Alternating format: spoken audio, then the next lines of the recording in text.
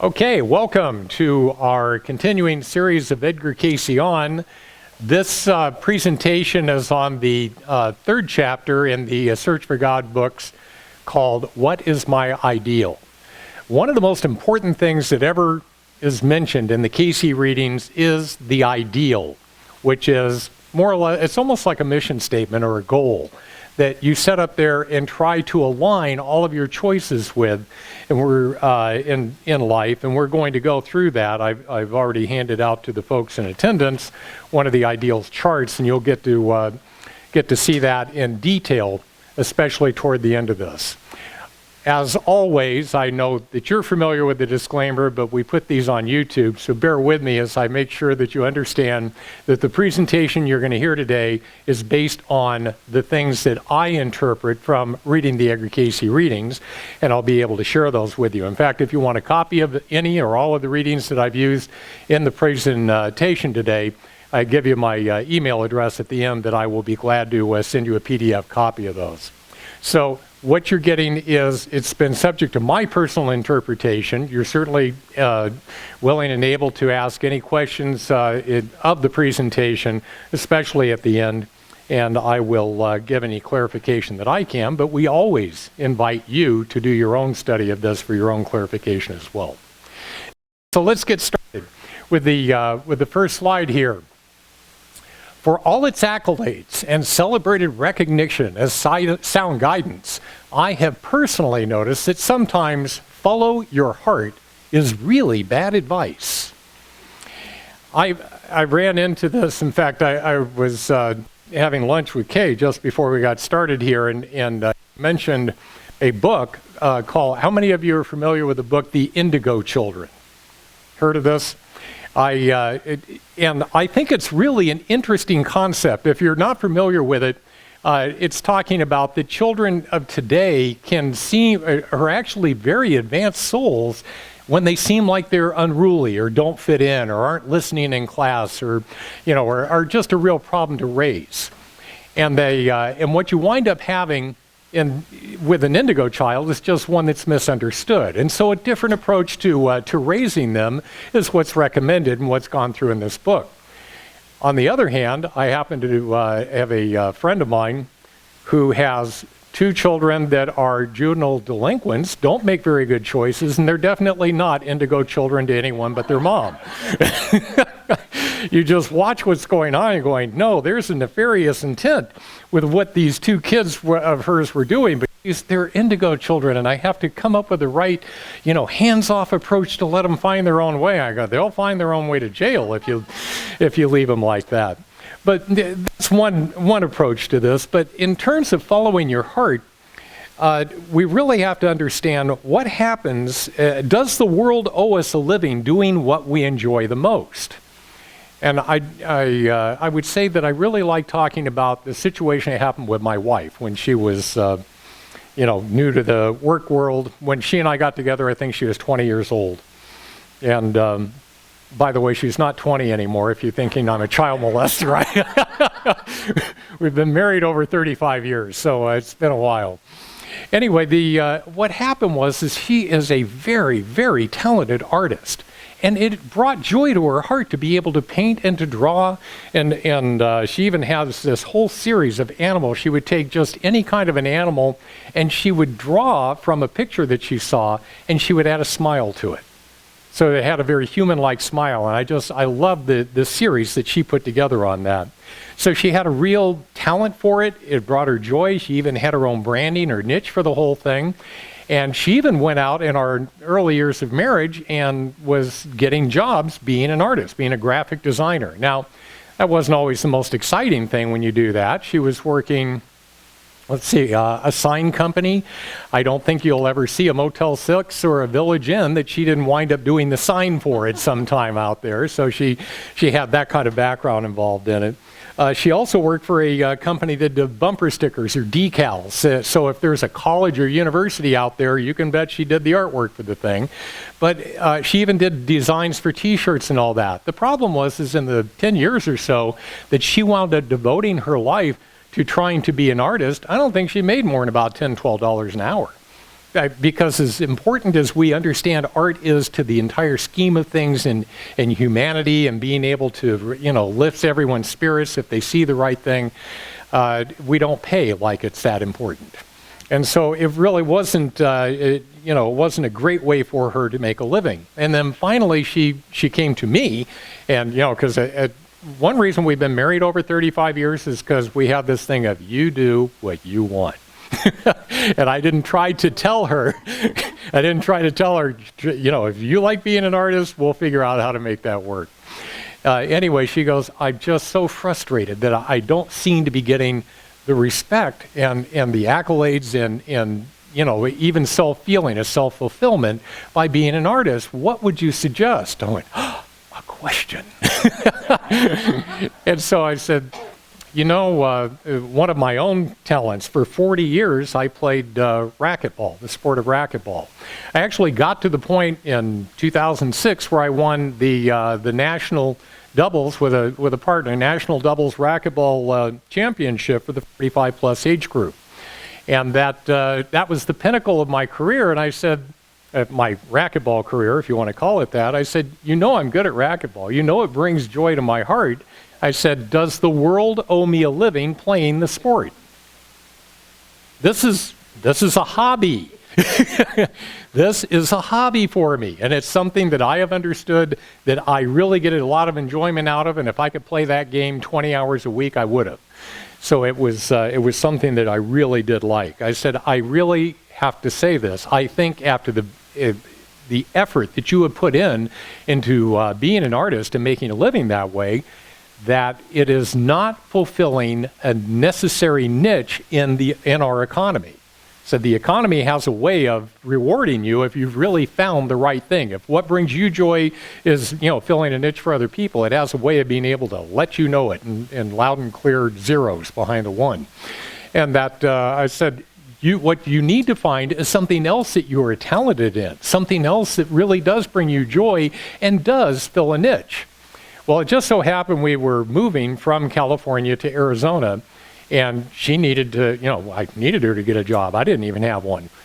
So one or both of us needed to go to work right then, and we come out, and she goes, my problem is I've either been this graphic designer or I've worked for you, meaning me, because I've been self-employed my whole life till I retired.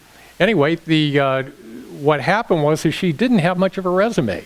And so even though, by the way, it'd probably embarrass her for you to know this, she's a member of Mensa. So I don't know if you're familiar, but that means she has an IQ in the top 2 percentile of the world as far as that goes. So this is a very capable woman, and yet she didn't look all that good on paper just because she didn't have, that strong a resume. And so I said, what? I'm going to tell you, as being a person who has, hired hundreds and interviewed thousands, I said, it does not take me long to be able to identify somebody after they're within the ranks and you see what they do day to day.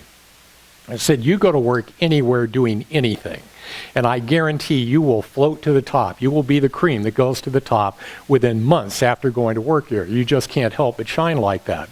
And she took a job, oddly enough, as a receptionist, answering the phone and greeting people at an art institute of Phoenix. So it was a college for artistic students. So she had a rapport with the students that were in there, and even with the instructors and the people that were drawn to that whole thing. And so she was just a delight to everybody.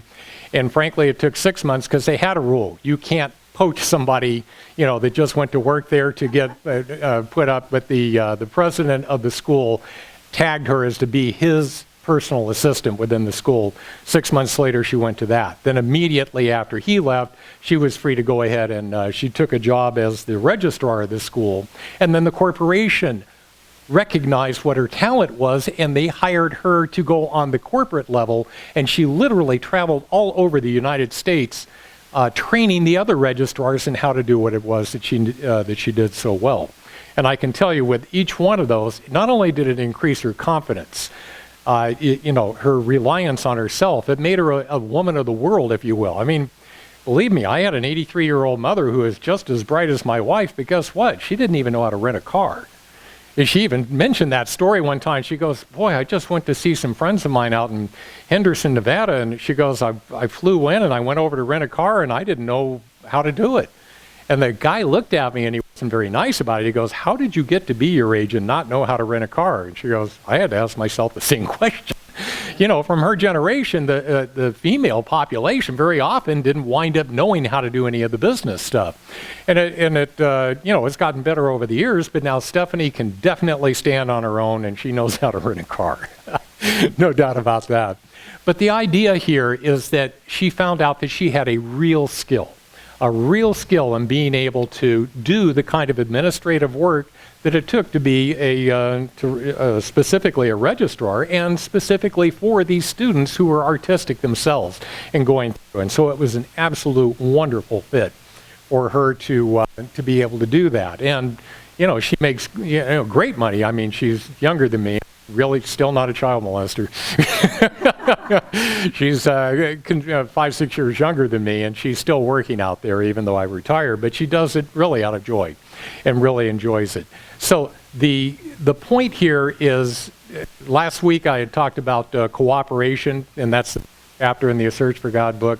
Once you start to cooperate with the universe and you set that mission statement, that ideal out there, believe me, all of these pieces fall together. I don't know if you remember, I showed that video of the salt crystals the last time on that speaker thing, and that you hit the right frequency and it makes this beautiful artistic pattern.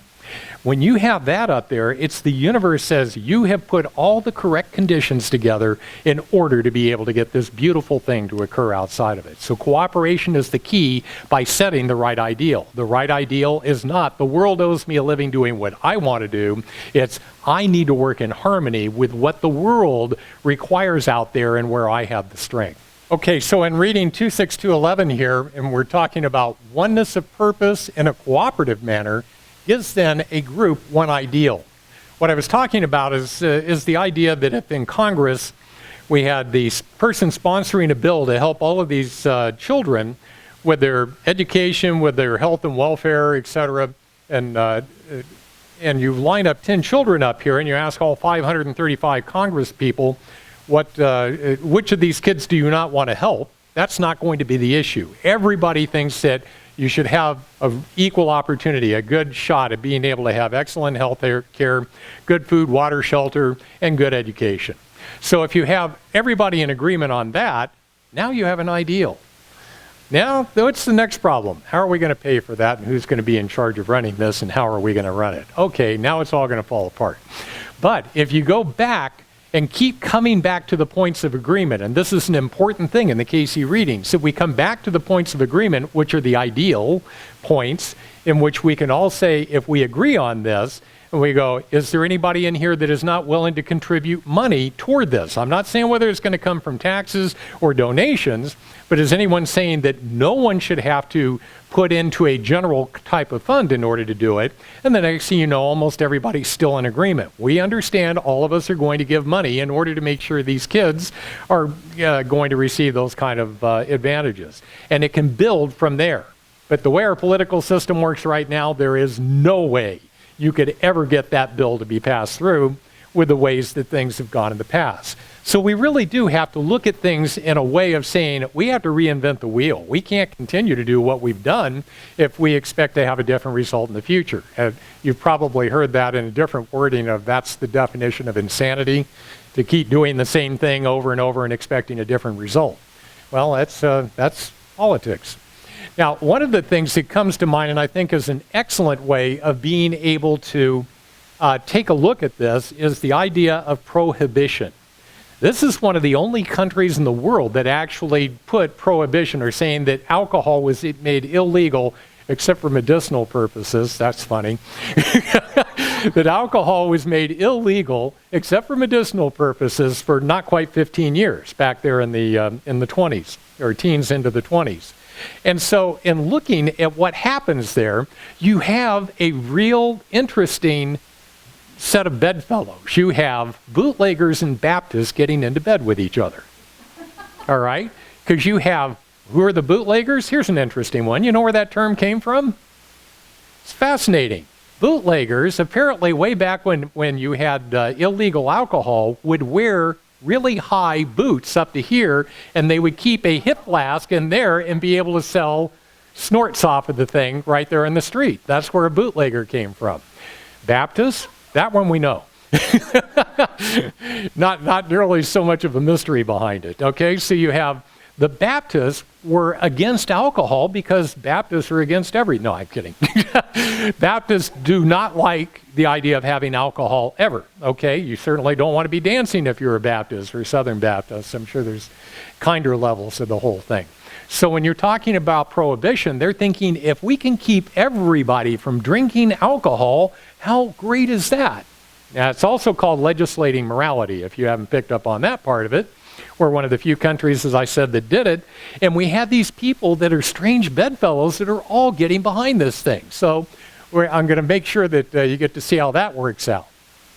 All right, so we have three figureheads of the people that made prohibition come into existence. So prohibition was wanted by Baptists, bootleggers, and politicians. I don't know if you recognize Carrie Nation there on the left. And then we have Al Capone there in the middle who says, I'm like any other man. All I do is supply a demand. I'm sure the drug cartels say the same thing. And of course, over there in the right, you have Uncle Sam who just wants more. And I just put a one-word title under each one: control, greed, power. I don't see a lot of altruistic words up there describing what was really the base intent of each one of those groups. Because they're trying to make you live according to the Bible right there. He's trying to get rich off of, the sins of the flesh, if you will. And Uncle Sam says, I'll vote for anything you want if I wind up getting more money and power as a result of that. So you're talking about taking the worst out of each one of these three different groups and putting them together in a compromise, not cooperative manner. So when we compromise, the way to define that is that that's where nobody gets what they want. Cooperation is where everybody gets what they want. Because once you are of one mind and one ideal, you wind up moving forward toward that goal and you're going, we have accomplished the goal that I had in mind. I don't just accomplish my goal and you accomplish this one and I hate yours and you hate mine. You see what I'm getting at? If you wind up actually cooperating to get something accomplished, that means everybody's moving together with the same ideal. We have three very different ideals here as far as what came about. And by the time we got into the Great Depression, you wind up looking at this and saying, even the people who wanted it, even the, well, maybe not Carrie Nation, but even the people, the Baptists on that side of it, said, we need to do away with this. And do you know why we need to do away with this? I want him less than I want people to drink. I don't want the mafia out there. It's become organized crime has taken this over. And, the St. Valentine's Day Massacre and all those, cops and robbers stories that are so legendary from back in that time. They go, this is ridiculous. We really need to get away from that. So all of the groups together, and of course, Uncle Sam's politicians are going to vote for whatever want, and he's, right there kind of stuck in the middle going, I'd still like there to be illegal alcohol. So it fell apart in the end, and that's exactly what Cayce's readings say will happen every time. You can't have a house standing together when it's divided according to the purposes inside by the individuals. This is an interesting cartoon because it has the ability to insult everybody at the same time. And then some people look at it and go, well, I agree with that, but I don't agree with that, going back and forth between the two. But I have to say that, I probably mentioned it before, but when we sit there and try to legislate something and make people by coercion or by force see things or do things in our way, all we're going to do there is upset all the people that don't originally agree with us. They're not going to wind up saying, oh, you've passed a law, so now I agree with you. You can curb their behaviors, but they don't necessarily agree with you. And this is one of those things where you're going, boy, which of those books is holy to you? And that makes all the difference as to whether or not you find that kind of a cartoon aberrant or not. Now, the one thing that Cayce had said about alcohol, I said it before, was that they asked him if it was right or wrong to drink. He goes, it has nothing to do with trying to legislate the right behavior. The country has already decided that it's going to drink. It's a question of whether or not you want to make criminals out of your citizens, or it's something that they've already decided to do. So that's as far as whether you find that one is good and the other not, or both are not good, or both are good. That's where we wind up on those controversial issues. But when we are equally informed, we rarely disagree. I almost wish Cayce had said it. You ever hear that happiness is finding a Cayce reading that reinforces what you already believed? Well, when you're somebody raised in it like me, that definitely works out. So you go, Cayce's saying exactly what I thought was true all the time. Yes! That top line there, what does it take to be a successful politician these days? And of course, the line down there, this brain is filled with greed and thoughts of re-election, Igor, you fool. You brought me the brain of a politician.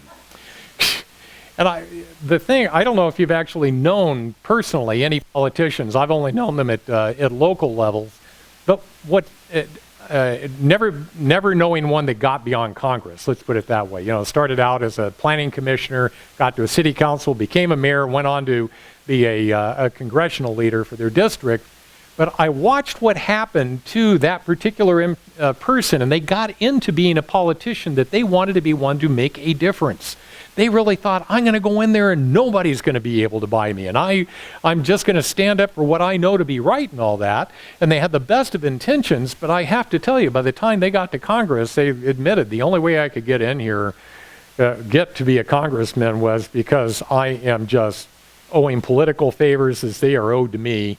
And I try to make sure that the things that I think are important still happen, even if I have to vote for things that I think are stupid. And that was really disheartening to me to hear that was the way our political system was working.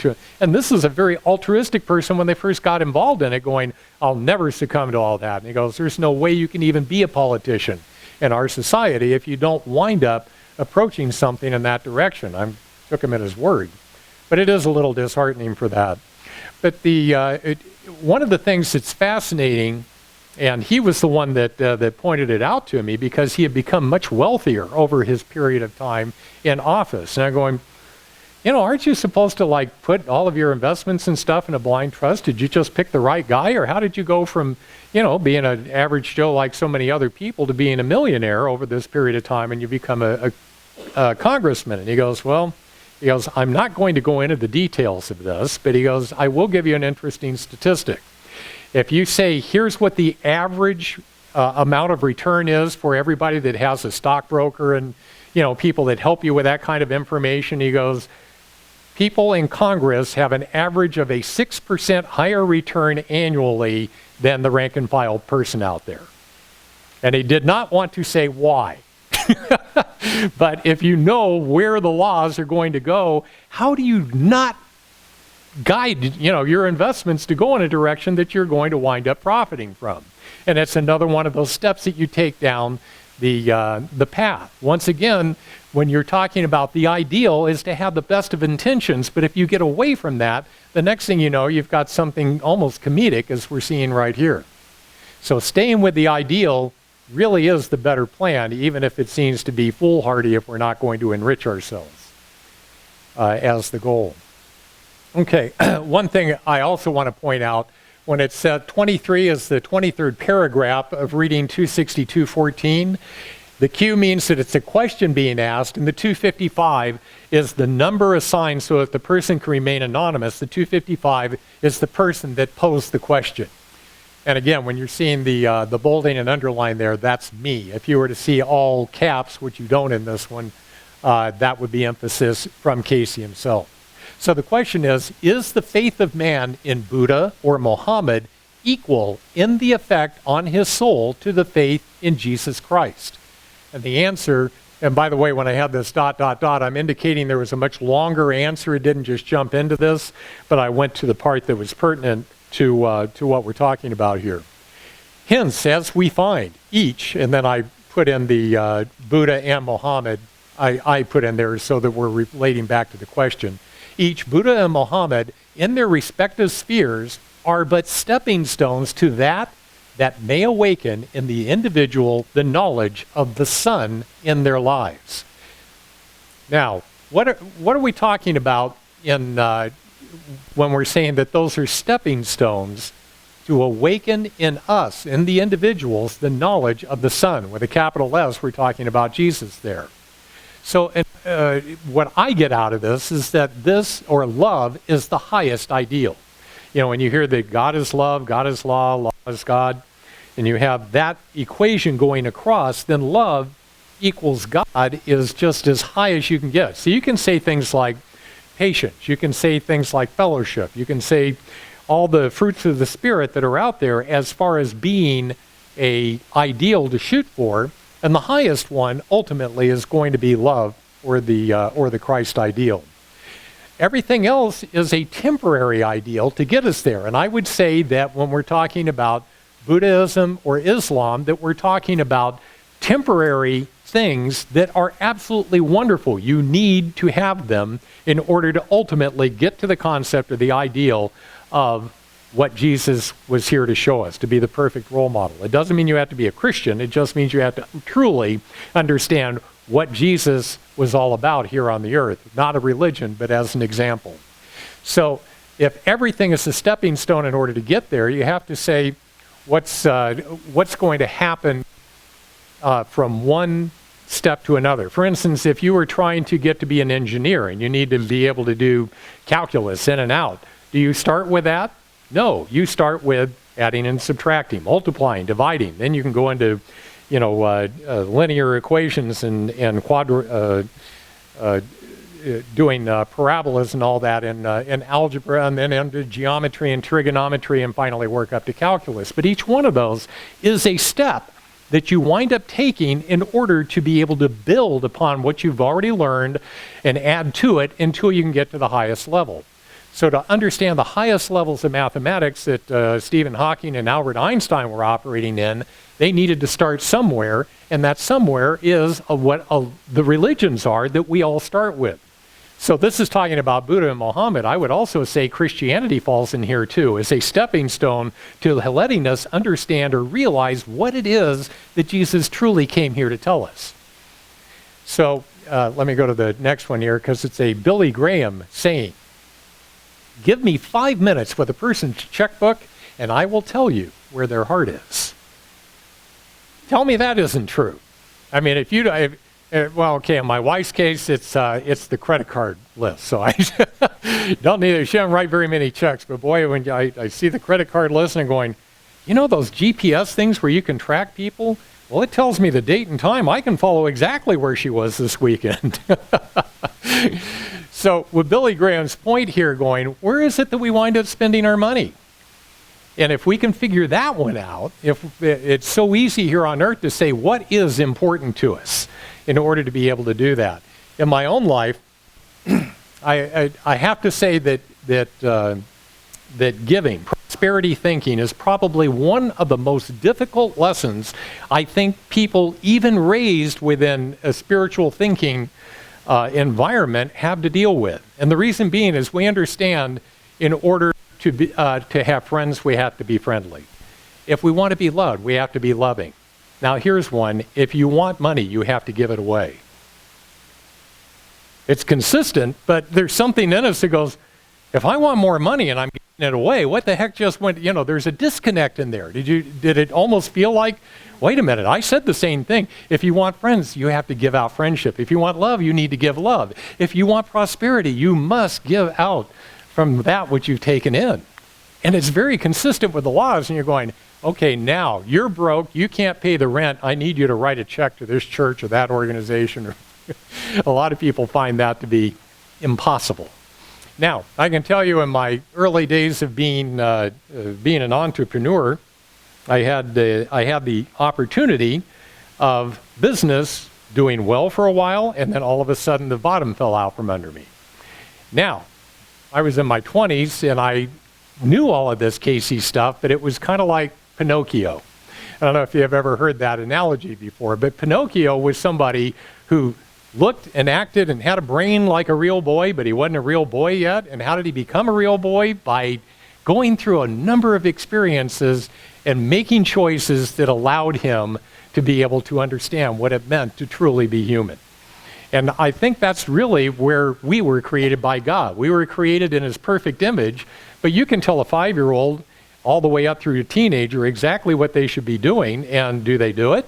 No. They don't do it.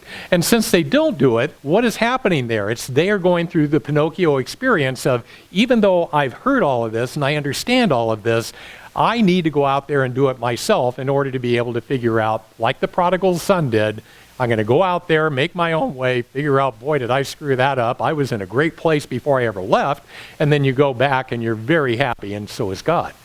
So that's a wonderful, happy end of the story. Well, my problem is here I am experiencing, some financially difficult times, and what do? I go, by the way, in the Cayce material, it's called economic healing. It's not called prosperity. Prosperity came along probably in the 50s as being the code word for everything. Cayce was already gone by then. So I read all of the readings on economic healing. I don't know if you've ever heard of Catherine Ponder. Catherine with the C, and Ponder, Ponder, is one of the she's prolific in writing prosperity books, probably more than a dozen of them. And so I start reading all of these things, and I mean, they are just full of great information. And understanding what the laws of prosperity are and how do you bring them into your life.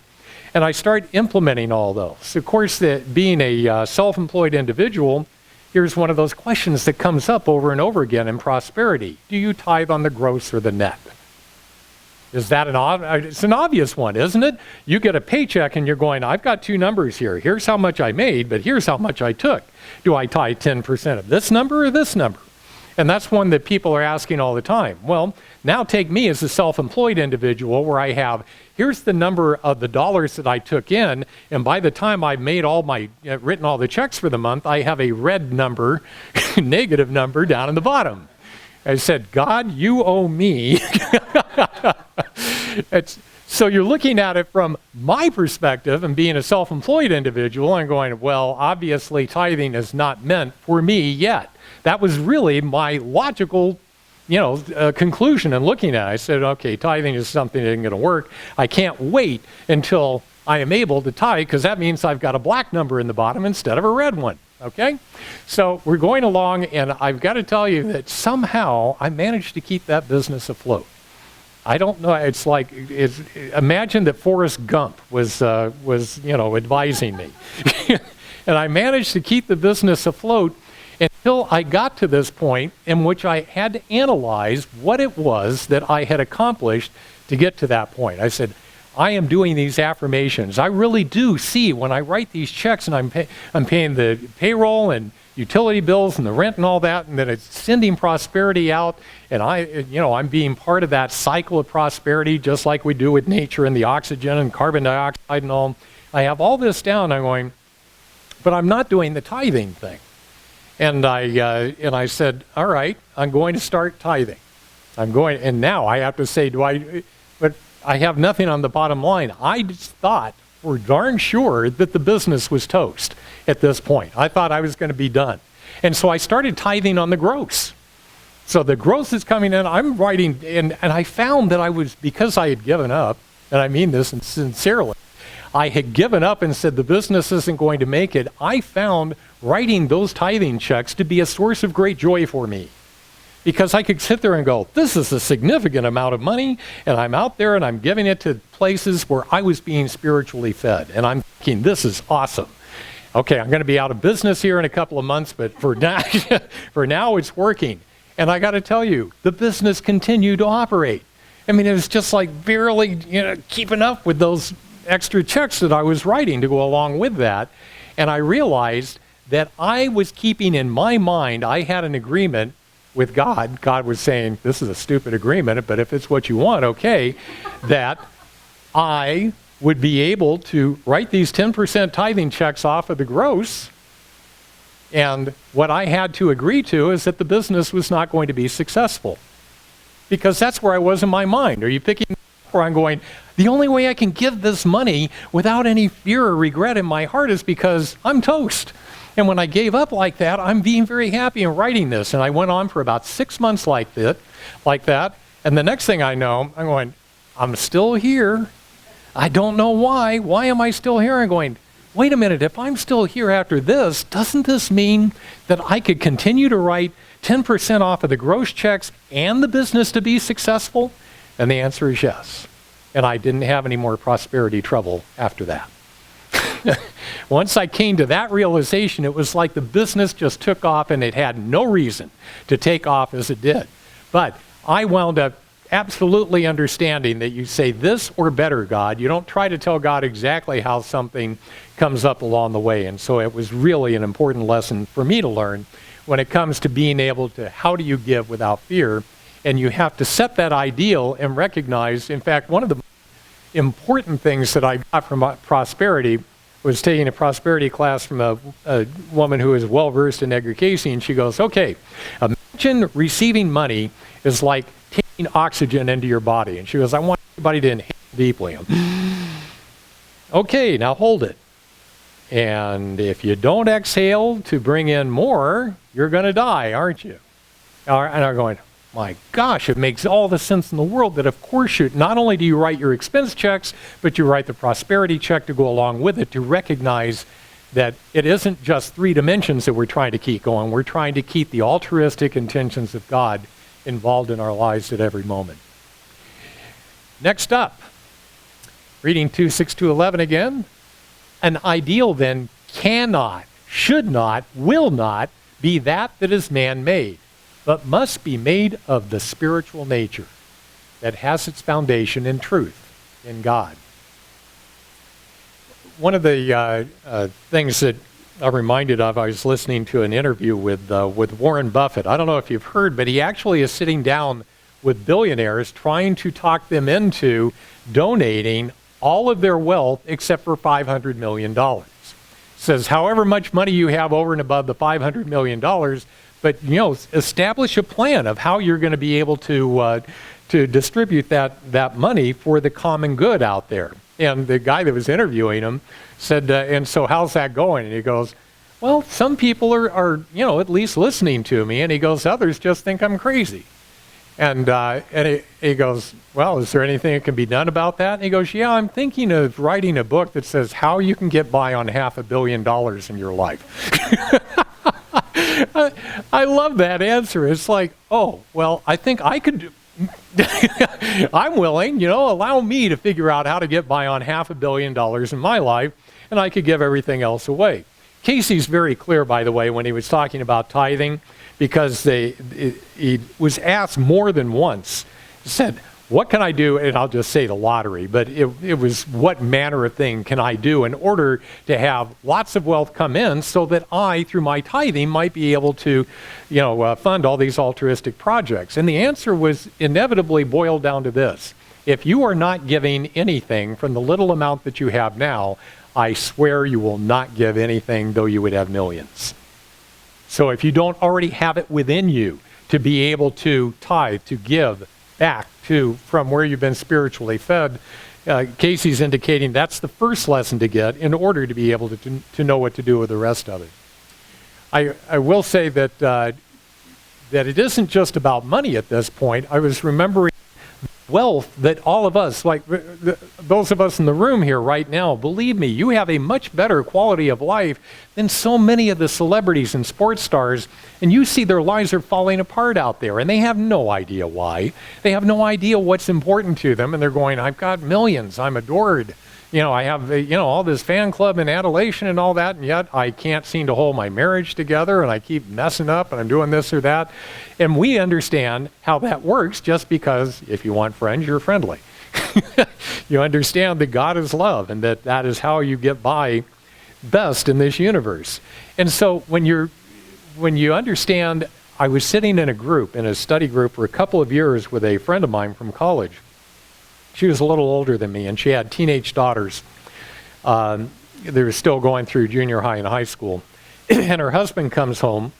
I might have told you the story last week, but it was so important to get this concept. In understanding that her husband came home and he goes, I was just laid off at Ford Motor Company, and they weren't going to bring him back. It was in a really bad time in the auto industry. So he was laid off of Ford Motor. He doesn't have a job, and he was moving in to the motorhome trailer with some girl half his age, and he was telling his wife, good luck with our 3 teenage daughters. Yeah, I mean, this was not somebody that, you really want to write home to mom about.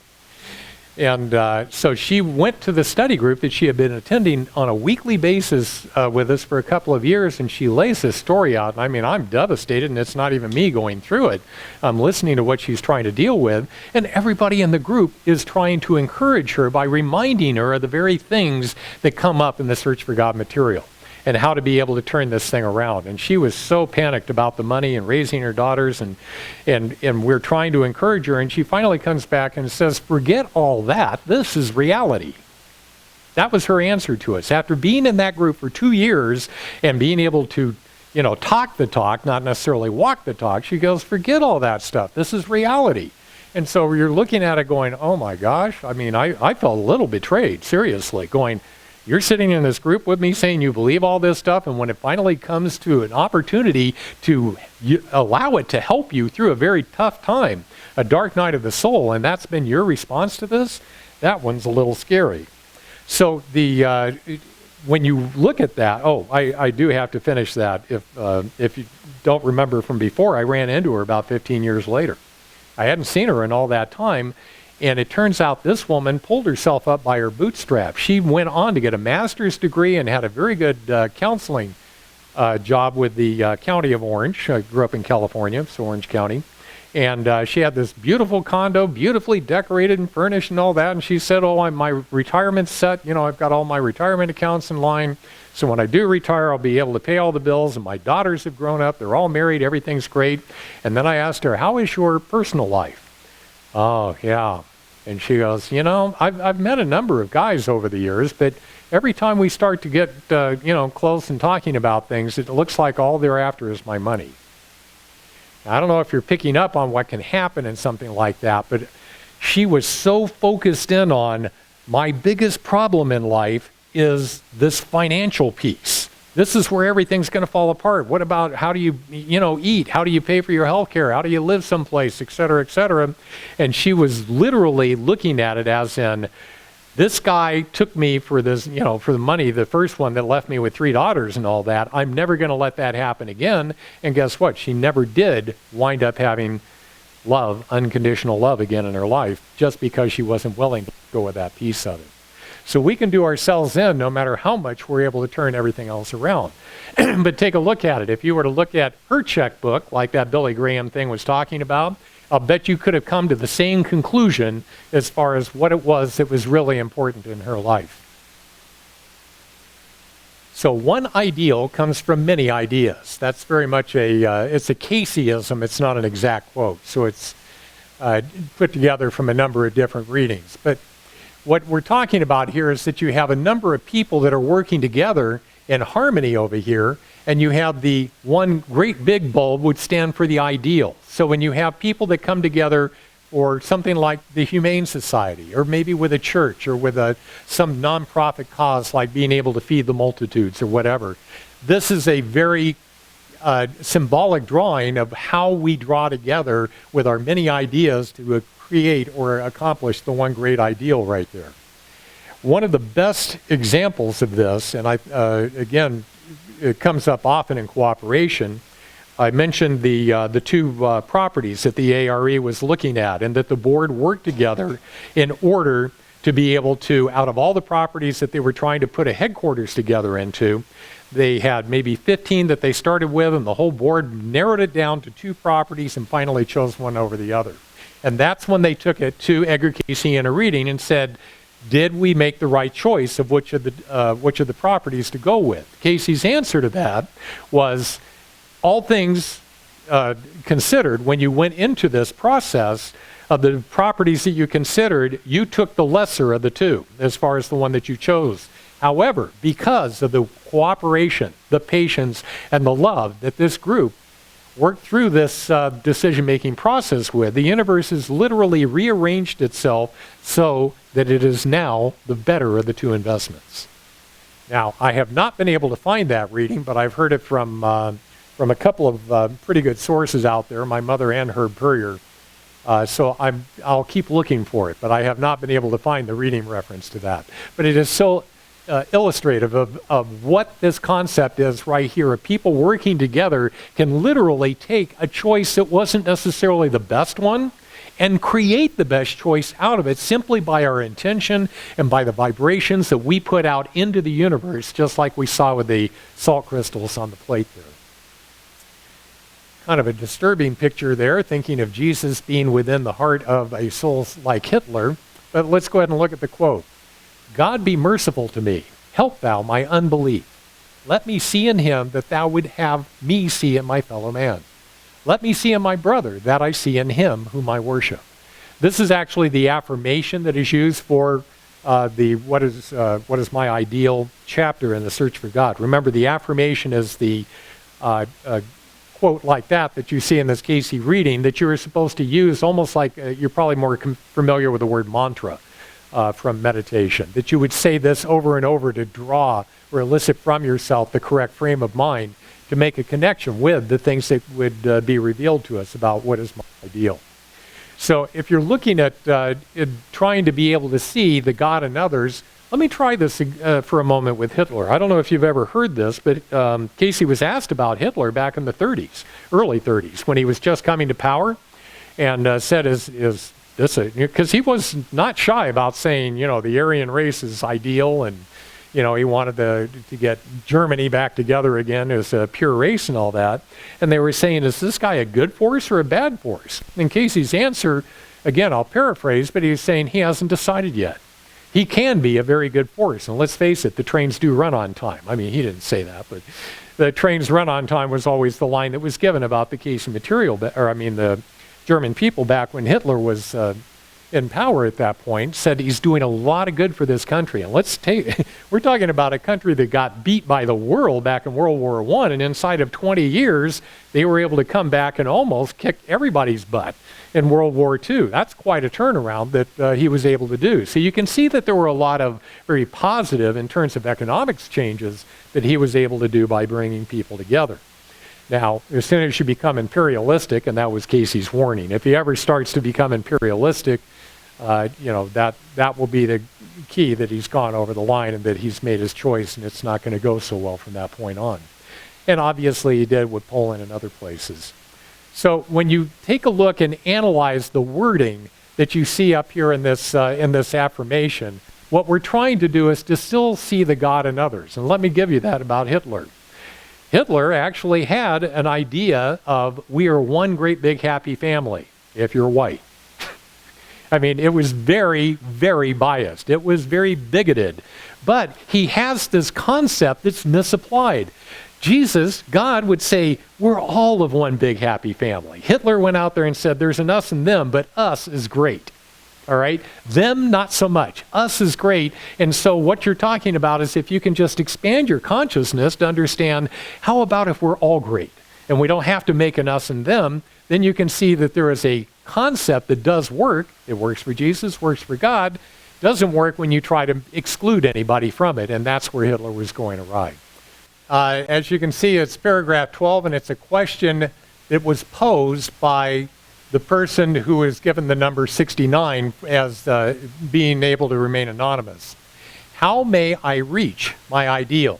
And the answer, again, it picks up later in the answer, but so may self measure self by that as is set as the ideal in self, for self, and see the Christ consciousness raised in the heart, the mind, the soul of others.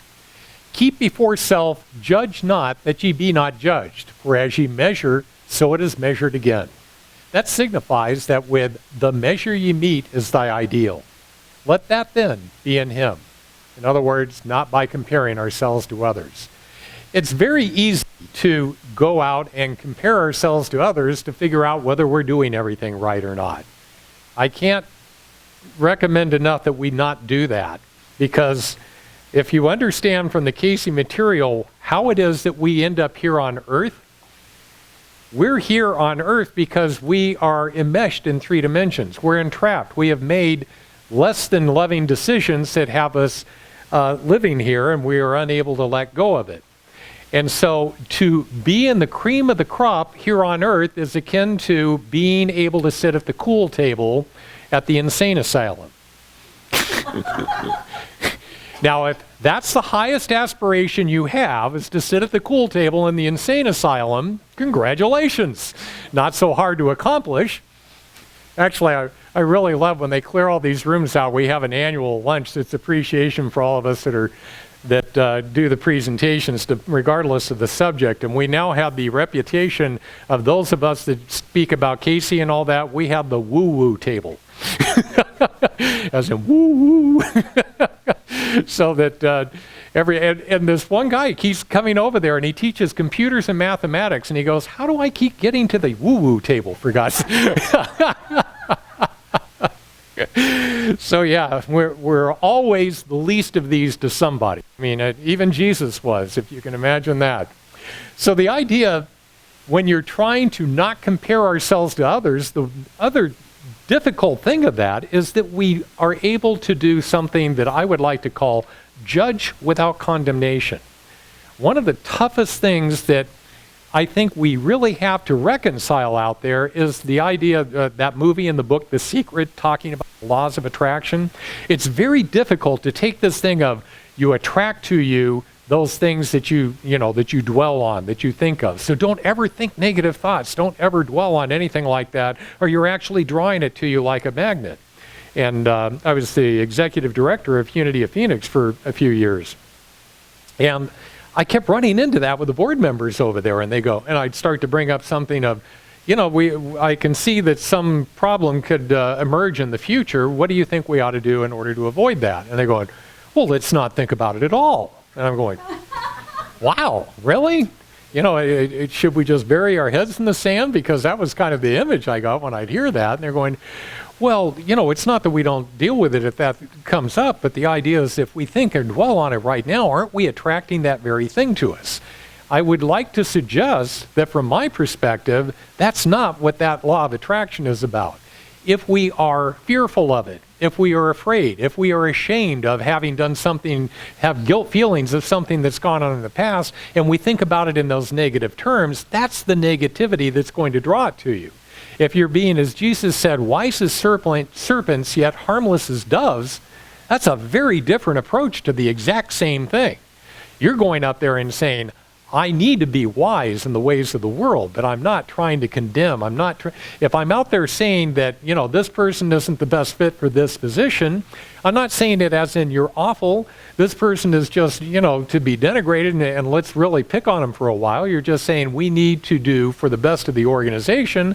Maybe we need a better fit into this position, and maybe we can find a good fit for that individual elsewhere within here. Or does somebody know where their strengths would fit in out there in the rest of the world accordingly? So I think there are always ways to be able to judge without condemnation. So I don't think it's really wrong at all to discuss the downsides, especially when we're in leadership positions of things, if the intent is to be wise as serpents, harmless as doves, and not put ourselves in harm's way by not being prepared for that sort of thing. So I bring this up because I don't know, my own mind works in such a way, if I hear of a process or a strategy or a mission statement, I try to break it. I don't know if that makes sense, but I go out there and go, what could go wrong with this? And I don't do that from a negative standpoint. I do it to try to be able to say, can we plan ahead so that we can avoid breaking it in the future? Because if anything can go wrong, it will with mankind's infinite free will. All right, next one up. 7th paragraph, and the question is, in what person, first, second, or third, should the lessons be written? As in, how do we write this in the search for God? In order that they may best express the truth and help the greater number of people. And the answer? First person, I am. I am the way. I am the truth. I am the light. That, as is manifested, that as is experienced in the life of each individual, is a personal application of that truth as would be imparted unto another. Hint should be in the first person.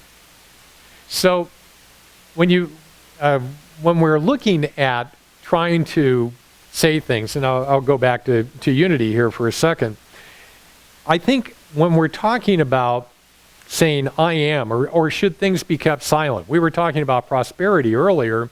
I can tell you I got called on the carpet more than once over at Unity because I would go out there and see a particular need within the church. Now, I may have been the executive director, but there's this thing that's more powerful than me. It's called a budget. And the budget says you have no money to replace this computer. However, if you don't replace that computer, that person will be sitting there for 40 hours this week doing nothing until you can get a board meeting to adjust the budget to be able to get them in there. I'm going, how about instead of me writing a check, for this amount to the church this week, I'll write 2 checks. There'll be a lower amount here and another one that buys the computer today, now. And I get it and get that person set up, and now we don't have any dead time to go along there. And and I actually had people that would say, you did that so visibly in front of everybody else. I'm going, I don't get it.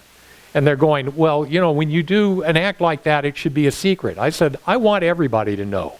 I don't want them to know because I did it and I should be congratulated. I want it so I'm not the only one who's doing it. This is not the only time that I had to hear that word budget. I think budget's spelled with 4 letters, isn't it? It seemed to be. But I said, I want everybody to get on board. If you see a need in this ministry that needs to happen, let's get on board and make a specified donation to get that thing to happen out there. And I would love to be, do we think that Jesus Christ was egotistical about what he was doing, or was he here as a role model? And if we are to do likewise, we go out there and we just set the role model that says, I'm going to start showing how to be able to solve some of the problems that our strategy, or whatever you want to call it, it allows there to be holes in. And so we can all fix that sort of thing. So if you can do it without having an ego involved in it, and I wouldn't think there's a whole lot of... I guess I have a real advantage. And being raised in the Cayce readings, there was never a time in my life that I was taught anything other than we're all 100% unconditionally loved children of God, and that each and every one of us has exactly the same potential as the other person. Now, as I like to say often, God isn't catching us at our best right now. But that just goes without saying. We're not catching us at our best, and unless your goal is to be the cool person at the, in the insane asylum, we all have leaps and bounds to be able to improve. So it's ridiculous to think that, okay, I bought a computer here as an egotistical thing, unless you're just trying to aspire to be the cool person at the insane asylum. So knowing what all of our goals are, it's hard to be egotistical over and above that when we're so far away, in many cases, of being able to achieve what our true goal is. So we really have to figure out, first of all, the I am is all of us. And I really want to add a video in here for the ideal, but I didn't have it back when I first put this presentation together, because I had always struggled with the concept that, of course, with Christianity, most Christian religions teach that we are created at the moment of birth. That God breathed the breath of life into Adam and he became a living man. So that was when the soul came, or a living soul, sorry. That was the moment that we come into existence, is right then. And, of course, in the Cayce material, it says we have always been and we will always be. And with a finite mind, this is a very, very difficult concept to grab onto. You're going, that means I've been around as long as God has. How can God have created us if there was never a time that there was just God and not us? And that's our very linear thinking. And I took that into a meditation one time, and I actually got a video that I remembered seeing back in sex education and health, when I was in junior high, that was showing a zygote that divided into 2 cells, and then 4, and then 8, and 16, 32, 64, and so on. And I'm watching this thing play over and over again in my mind. And I'm going, okay, how is that answering? How did God create us, and yet we are the same age as God? And then it came through in a question. The answer was in a question. It said, now that I'm seeing all this number of cells that are all sitting within this great big zygote, that it started, and it said, which one of these cells is the oldest? Think about that for a second. It answered it for me perfectly because you still have the exact, we live and move and have our very being within the mind of God. There's the zygote. And what happens is God divides himself, and these are perfect renditions, perfect copies of what the original zygote was. But each and every one of them is now an infinite manifestation of God living and moving and having their very being within the mind of God. And I'm going, all right, now I've got it. We've always been and will always be. And the fact is that it all started with God, and we are just the individual cells that have all been created from that original zygote, if you want to call it. And that one has always been. All right. Oh, Joseph Campbell, you may or may not have heard of him. Kind of a philosopher of sorts. Where you stumble, there lies your treasure. The very cave you are afraid to enter turns out to be the source of what you are looking for. The damn thing in the cave that was so dreaded has become the center. One of the lessons, again, I was just talking about learning something from in meditation, and one that I got was a very simple statement that just occurred to me one time when I was trying to figure out, why do we fear at all? What is, and since fear is such a damning thing or a negative thing, what is the advantage of being fearful? Seemed like we could have done away with that. And I got that pain is to the human body what fear is to the spiritual body.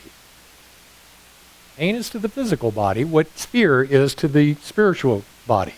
So that you are able to say, if I am hurting right here, I probably ought to look at that, examine it, and figure out how to render first aid to whatever it is that's hurting. Or if it's internal, go to people that can help you with that as well. But it does draw your attention to a particular area that says this needs help. Now, if we are fearful of something, that is the metaphysical equivalent of what pain is to the physical body. So we go, if I am afraid of tithing, if I am, I was just talking with Kay at lunch about my mother had a real fear of writing something, but she had come to the conclusion later on that she had been condemned to death because of something that she had written. So she's a little hesitant in the current life to want to go out there and write something again that had had such dire consequences for her. So if we understand that these are the areas that we have a fear or it doesn't even have to be a fear that we register. It can just be, well, I seem to just always walk around this thing. You know, whatever, if I have to take 3 steps out of my way to get around it, I'm so good at it now, I don't even recognize that I'm doing it anymore. I had shoulder surgery a little while ago, and if I'm out there playing sports, I find that I have come up with 3 different ways to hit a shot that I used to be able to hit easily before I had needed surgery. So we work around our infirmities and we work around our fears. So what I think he's talking about right here is that where we stumble, that's where our treasure lies. And the treasure in this case, as far as how I think he's defining it, is how do we become better people by overcoming that thing that we are afraid of? And that is where we can draw our greatest attention to and be able to heal it. Next reading, or quote, to some, prayer means much. To others, an awakening must be through their 5 senses. All are equally dear in the eyes of the Maker. Be patient. Endure all things. I don't know if you've ever heard of, it's not a true story, obviously, but it could be. As far as atheists going to a man of the cloth, and he says, I was just sitting through your sermon there, and it said, if you have faith as much as a grain of mustard seed, that you could remove mountains. And the clergyman says, absolutely. And he goes, all right. He goes, I'm going to test that. He goes, I'm going to go home, and I am going to pray that the mountain that I can see outside of my window from my bedroom is removed. And I'm going to do that every day for 30 days. And let's see if that mountain's removed. So there he is, and he's praying, God, move that mountain, move that mountain, God, move that mountain, every single day. And the 30th day, he looks up, and by golly, the mountain is right out there. He goes, see, I knew it wouldn't work. I mean, if that isn't as clear as it winds up getting when it comes to the approach of saying some people learn their lessons through their 5 senses, and other people are able to take things on faith through prayer. having a feeling, being infused with the presence of God is something that's very real to them. I had that conversation with an atheist one time online. I used to do this a lot, no longer. But I was saying, believe it or not, I see you believe in God. You call it the laws of chemistry, the laws of physics, the laws of music, vibration. All of these things wind up working together to create the universe that you believe in. I said, I call all of those things manifestations of God. And of course, the atheist comes back and says, well, the problem is that if God were real, you would be able to test for him so that it would be testable and repeatable as the scientific method at request to be able to prove absolutely that God exists. And I said, when I was in a physics class back in college, I said, we had this test.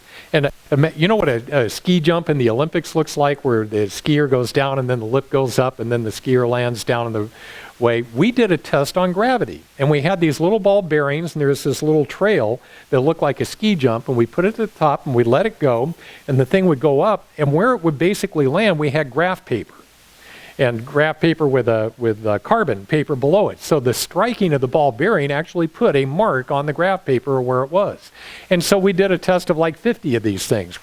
And do you know that the ball bearing never landed in the same spot twice? Now, obviously, there's going to be reasons for that. One ball bearing is going to be, a just slightly different shape, or let go at a little faster angle, or what were the wind conditions, even though it was inside of a classroom, the humidity and all of that could change from one to another. And it caused, so all 50 of them, even though they were well grouped together, was not identical.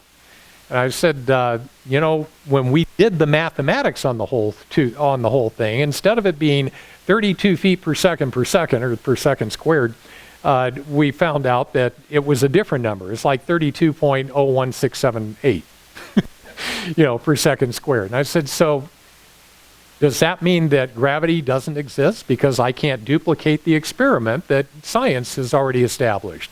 I said, if I were using your criteria, that's exactly what it means. He goes, you were doing the experiment wrong.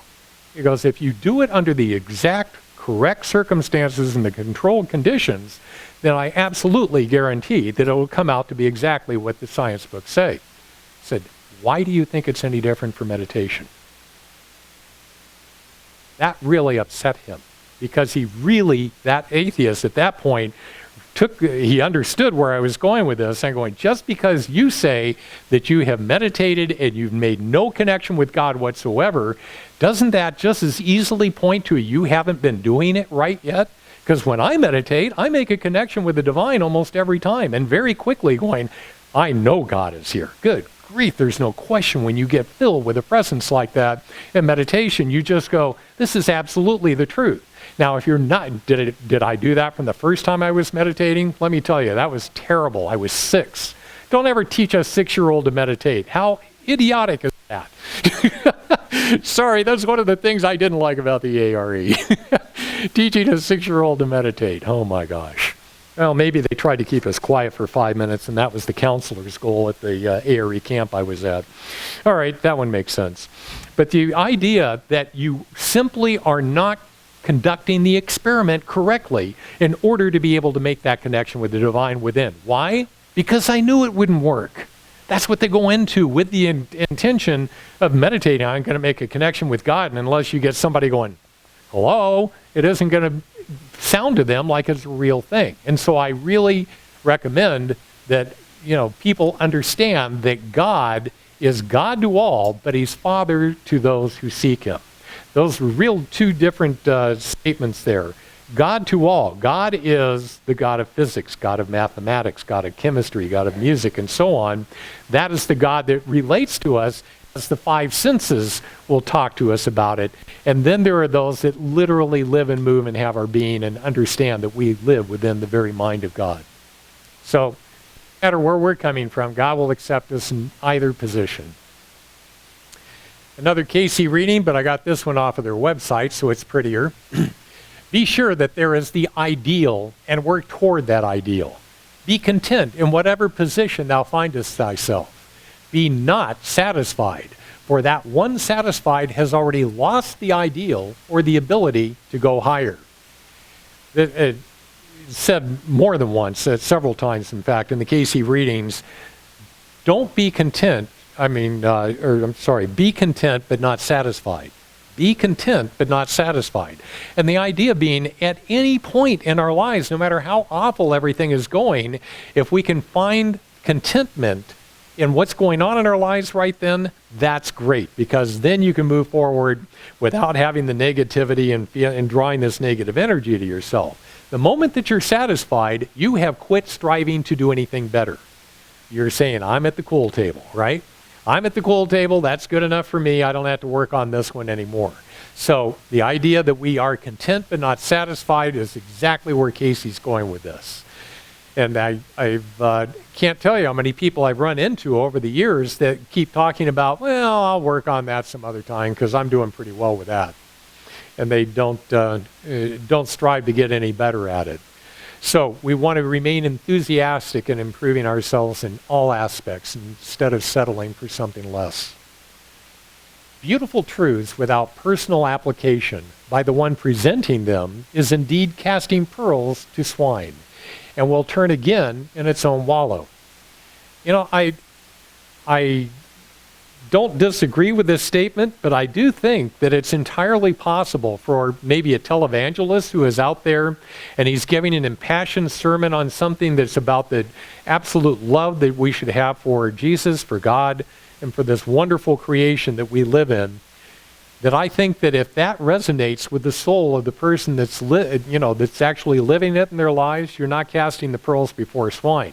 But if that person who's giving it is not living it themselves, it's just like they weren't even part of the message. That it came directly from God to the person that received it and felt really good out of it, but the person that was giving that message, if they're not living it, they're not being uplifted by it, if they don't really feel that they are living their own truth. It's no harm done, but as I say there, it's also ineffectual. Unless we are willing to walk our talk of the things that we want to talk about there, and constantly, it doesn't mean we have to be perfect. Goodness, I wouldn't be standing here if that was true. I definitely have my own issues out there. But the idea is that we are always striving to do better, because as the Cayce readings, it is the try, every effort that we make that is counted toward righteousness. All right, we now come to the close of this thing where we are going to say, how do we deal with that ideals chart that I handed out to you earlier? Does anyone not have one? Okay. So, again, I want to point out that there are the 4 fields that are separated by these arrows here that make it self, home, others, and conditions. So for each one of these things, we're going to figure out how to be able to fill this chart in is really what the end of this is all about. So let's take the blank ones out, and I'll show you what one filled in looks like. I've, in this case, have taken the ideal to be patience. And then I filled in just what a basic ideals chart would look like according to starting with the spiritual ideal of patience. And then we see how that manifests in the mental and in the physical realms with an example in each one. So this is sitting straight up, and let's say that if I wanted to look at the home, when I take that section, you're just going to watch patience. This whole thing is going to shift like a clock, just turning it clockwise about 90 degrees. So you're going to get each one of these things. You don't have to write everything down in a hurry if you're trying to, because you're going to get a good look at all of them. But starting with the spiritual ideal of patience, let's start with the ones directly up at 12 o'clock. So we still have the spiritual ideal of patience, and what would be a mental manifestation of patience when it comes to self? You guys following how I'm doing this? So we're talking about self, and what's a mental manifestation of patience and self? Remembering that we are a child of God. Remembering that we are a child of God. And that's an unconditionally loved child of God. That's one that we really could not upset God to the point where he doesn't love us as much as he loves every other soul that God ever created. I mean, I don't know if I can infuse enough love into that there is just nothing we could do that would keep God from loving us. And so if that is your mental idea, imagine the patience it would take to feel that way about us and the things that we do, and recognizing that perfect patience says that we are a perfect child of God in the mental realm. Now, going to the top one, how does that manifest in the physical side? To be content but not satisfied with my physical condition. So when I'm saying physical condition, I'm not just saying, can I do, 50 push-ups or something like that. I'm talking about, am I taking care of this body as if it were the temple of God? Am I taking care of not only this body, but of the other bodies that I may be responsible for, like within a family, or if you've taken on the care of another person? So it's not just that. It's also talking about, if we were mentioning before about prosperity, that in our patience, we are taking care of the physical conditions around us, of the people, not only ourselves, but for those around us, to bring about a perfectly patient outcome of all aspects of life when it comes to what we have at home, what we have at work, what we have with friends, what we have at church, what we have where we volunteer, in sports. It just doesn't matter. So in the next one, what I've done, notice that this is now sitting in the 3 o'clock position, has been rotated up here so that the home category is the one I've got is facing that way so it's easier to read. So perfect patience on the spiritual side is an ideal, manifests in the home, in the mental realm, as the best way to apply what we have learned. The best way to apply what we have learned. So we learn all these spiritual ideas, and a course like this, reading A Search for God, other books and sources, and we learn all of these things, and we're going, okay, it's one thing to have this knowledge, it's another thing of how do we go ahead and put that knowledge into practical everyday use. A good example of that would be like aerodynamics in an airplane. You can understand the laws of aerodynamics perfectly and build an airplane that still crashes. All right? So when you're if you don't follow the laws that you understand up here and manifest and say, how do I take what I learned in this ethereal, realm up here and say, how do I make it work in my thoughts to be able to finally manifest in the physical world? You can make a plane that crashes even if you understand the laws of aerodynamics perfectly, if you don't apply them correctly. So go to the top one. Family relations are an excellent opportunity to practice patience. Everybody seems to have their own little anecdote that comes to mind about that. Family relations are an excellent opportunity to practice patience, because when you go in there, what I understand happens most often, or theorize myself, is that in family, the people that are, let's call them the transgressors, expect a lot more patience from their family members because they're family. But on the other side of it, you're going, your family, you should be treating me better than you treat everyone else. You start to see a quick conflict that comes up there. The expectation is much higher on the other side of the patience seesaw, if you will. And when you start adding the additional realm of family relations on top of borrowing money, or offering favors, or helping one another, that sort of thing, it really starts to get out of balance. So understanding that family relations are an excellent opportunity to practice patience certainly is a great way to be able to deal with the understanding of expectations. If we go into these things with the right expectations, it's easier for us to be patient. For instance, in the Bible, it's written, when Noah and the ark and all that, it's written that God repented that he ever made mankind. How are you omniscient and know everything that could possibly unfold from here, and you regret something that you already knew was going to come about? How in the world do you regret things that, it's like saying, I know that if I push over this domino, all those other ones are going to fall, and you go, damn. It just makes no sense that that would ever happen if you're the omniscient one out there. So expectations really are why I think God can be so perfectly patient for us. He knows no matter how far we sink, we can't sink below his ability to help us back in to his loving arms, as the prodigal son did once again. Now we're at the 6 o'clock area down here, and again, the spiritual, mental, and physical here. So starting with perfect patience is the ideal. Then in the category of others, those who I find challenging are but mirrors of myself. Those who I find challenging are but mirrors of myself. Now, I always have this one come up and going, I really detest child molesters. And if I do, does that mean I'm a child molester? Absolutely not. Okay, be very clear on that. But what is it that psychologists say is the issue of a child molester and why they most often act in the way they do? It really has very little to do with sex. It has everything to do with control and feeling dominance over another person. And that's, if you go at it from the psychological side of things, you say, if I find this to be a problem, then I too can have issues that are in that general realm. Not that I'm a child molester, but that I may have issues with going, I feel really bad about people who want to control and dominate and legislate, their morality over others. So that's just one example of saying those who I find challenging are but mirrors of myself. So if you find somebody that you have a real problem with, look at it at that level and going, what is it about them that ticks me off? And then you have a real mirror for yourself. And then finally on the physical, everyone is doing the best they can considering their personal circumstances. This is something that comes from the Cayce reading, since you feel like, oh, they could do better than that. Haven't we all felt like that? I know I have. You're going, oh, please, I know you know better than that. Remember the woman I was talking about that said, forget all that, this is reality.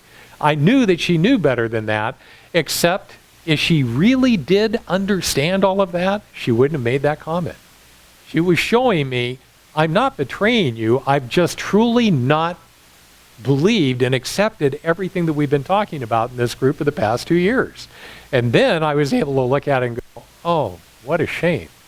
Had you would have been able to come through this and even have a loving relationship out there on the other side instead of being afraid somebody was going to take your wealth. So everyone is doing the best they can considering their personal circumstances. That one definitely comes out of Cayce as well. We have one more category, and that is patience. And remember, all we've done now is take the 9 o'clock of conditions and shifted it over to the top to make it more readable. So in the mental realm, find the lesson in whatever challenge I face.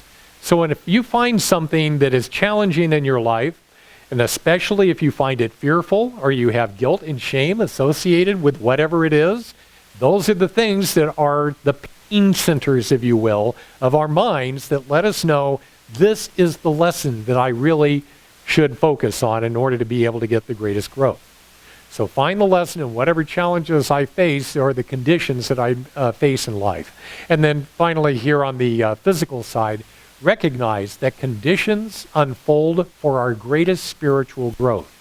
If there's one thing that I hear over and over again, it's people talking about, in the metaphysical world, people talking about karma as in, this is happening to me because I did something to somebody else, good or bad. That something happens back to you because you set it in motion. That's a very three-dimensional way of looking at things. If you drop this, gravity makes it fall. Okay, isn't there a whole lot more to life than just gravity making something fall as far as the things that we are supposed to learn about on a mental and spiritual level? So if we recognize that karma is not just happening to us because we set it in motion, karma is happening to us because that is the perfect situation for us to learn the lessons that will help us to take the next upward steps on our path. So if we always look at conditions as, isn't this great? Isn't this wonderful? As awful as it is, isn't this great and wonderful? As far as if I can overcome this, then I don't have to go through this any longer. And it all comes down to this, because it looks like very often we don't have very much to give God. And that happens very often with people who are of a spiritual thought, and you're going, you know what, I've just beat myself up so much that I realize that here's where God is and here's where I am, and how could he have any interest in me?